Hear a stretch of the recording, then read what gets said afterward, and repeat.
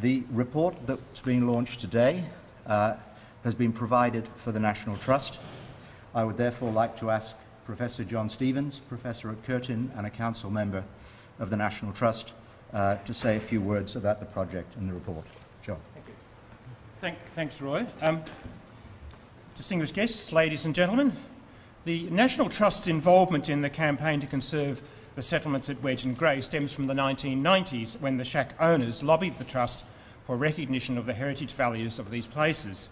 The Trust recognised that there were scientific values, but was concerned that the social values of the places were not being properly addressed in the many discussions and arguments that surround the settlements and their possible removal. As part of its support for the conservation of these places, the National Trust classified Wedge and Grey and recommended that the Heritage Council assess the places for inclusion into the State Register. And I remember being at the committee meetings that recommended their classification, being somewhat curious as to why some people were so adamant that the places be removed. Wedge and Grey are unusual heritage places that excite strong views for and against their value to our West Australian culture and heritage. They're part of the squatter making do tradition that goes deep into our culture and psyche as Australians. Squatting has a long and folkloric history in Australia, but it has always cut across the establishment. As one of my favourite writers on heritage, Laura Jane Smith, argues, heritage is politics. And I guess that stems from the fact that, like Wedge and Grey situation, heritage is about communities, how we want to live our lives, and what we want or do not want to value in our cultures.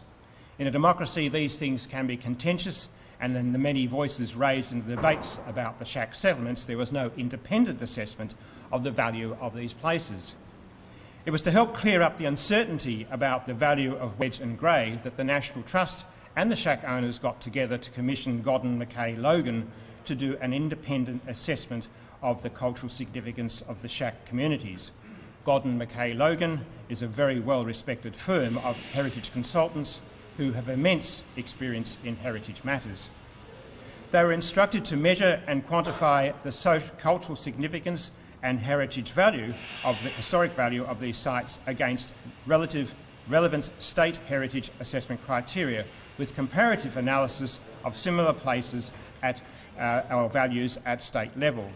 The scope of the assessment was to assess whether the two shack settlements together satisfied criteria under the Heritage of Western Australia Act 1990 to warrant listing on the WA State Register of Heritage Places.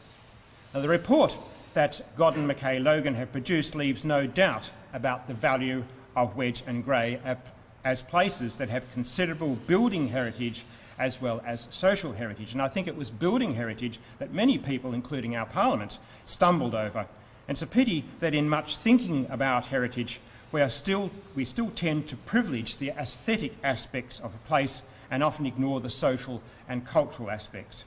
The intangible heritage, so things like stories, rituals, folklore, ideas, are often separated from the physical heritage, which are the places where these intangible things happen. It's a sad thing, but the Trust is very pleased to see that this report brings together these two important aspects, which strengthens the case for the heritage values of Wedge and Grey as an outcome of a unique dynamic social and physical engagement with our environment. However, this report is just one step in the process that is needed to protect the cultural values and character of the settlements, but it does add a more weighty and independent argument for the inclusion in the State Register and their continued use as an expression of our West Australian heritage and culture. The National Trust welcomes the findings of this landmark study and the opportunity to make it public available. And I'm proud that the Trust has been involved in this venture, and also I'm pleased to hand the report over to Ian and Peter, representatives of the shack owners. There we go. Thank you. Thanks, gentlemen. Thank you very much.